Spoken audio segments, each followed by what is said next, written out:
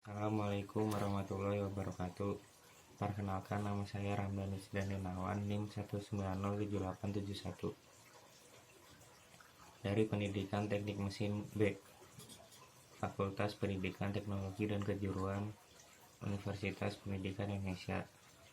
Di sini saya akan menyampaikan analisis saya mengenai kesadaran hukum masyarakat Indonesia di tengah pandemi coronavirus ini.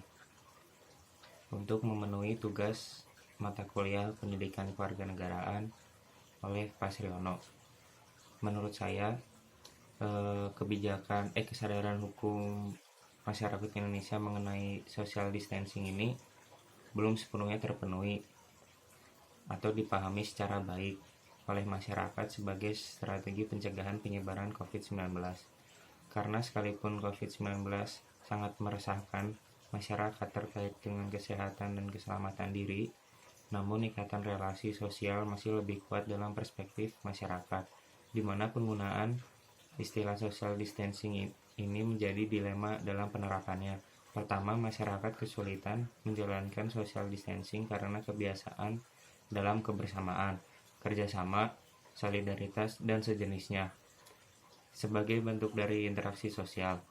Kedua, bagi masyarakat awam beranggapan social distancing ini hanya sebatas menjaga jarak terlihat pada saat ketika berada di area publik, seperti ketika melakukan antrian di anjungan tunai mandiri atau ATM. Meskipun kondisi seperti ini masih menjadi masalah pribadi, karena masih ada orang yang tidak mudah untuk melakukannya. Dengan kata lain, terlihat dengan sangat jelas ada persoalan yang sementara dihadapi oleh masyarakat terkait dengan social distancing. Tidak bisa kita pungkiri bahwa akibat dari social distancing ini masyarakat harus melakukan aktivitas di tempat tinggal masing-masing. Sementara sebelumnya mereka melakukan aktivitas dengan banyak orang secara bersama-sama. Kebijakan social distancing ini atau di Indonesia ini yang sebelumnya terjadi secara onsite diganti dengan online. Banyak kerja juga yang dilakukan secara onsite dan sekarang berganti dengan online. Dan saat ini mulai menimbulkan kejenuhan bekerja di rumah atau belajar di rumah. Inilah permasalahan yang harus diselesaikan.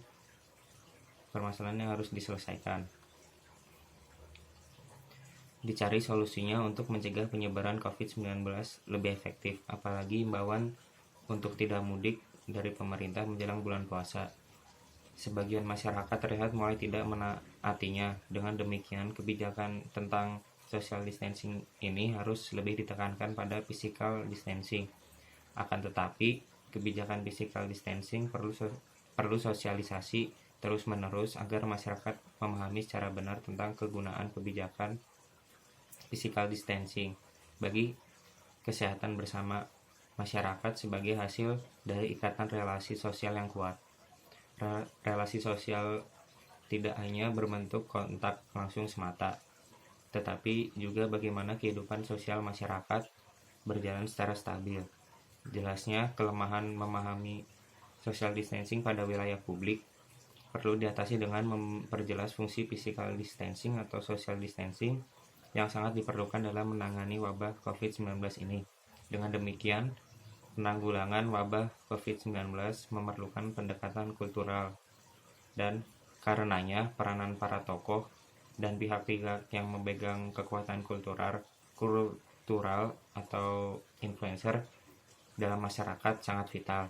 Perlu melibatkan pemerintah desa seperti RW, RT, dan kelurahan, selain kepolisian dan TNI dalam hal pengawasan terhadap masyarakatnya.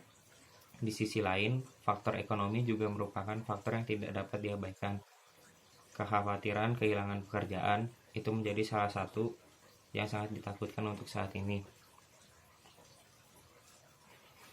Ditambah lagi kenyataan bahwa ada anggota masyarakat yang memang harus keluar rumah karena hanya dengan cara keluar rumah, kelangsungan hidup keluarganya dapat dipertahankan. Para supir ojek online dan pekerja sektor informal adalah kelompok yang berhadapan dengan pilihan-pilihan sulit saat ini. Tidak ada menurut saya tidak ada pilihan lain mengatasi wabah COVID-19 ini. Hanya memerlukan sinergi semua pihak, kesadaran, dan pengorbanan semua pihak. Tidak hanya pemerintah, tetapi juga dunia pendidikan, dunia masyarakat, dan juga kepekaan sosial terhadap sesama. Kepekaan sosial terhadap sesama merupakan kekuatan yang seharusnya menjadi ujung tombak dalam mengatasi permasalahan ini. Saatnya kita tunjukkan bahwa menjaga kelangsungan hidup manusia merupakan prioritas dalam kehidupan berbangsa dan bernegara. Dan kita harus optimis bahwa wabah ini dapat terselesaikan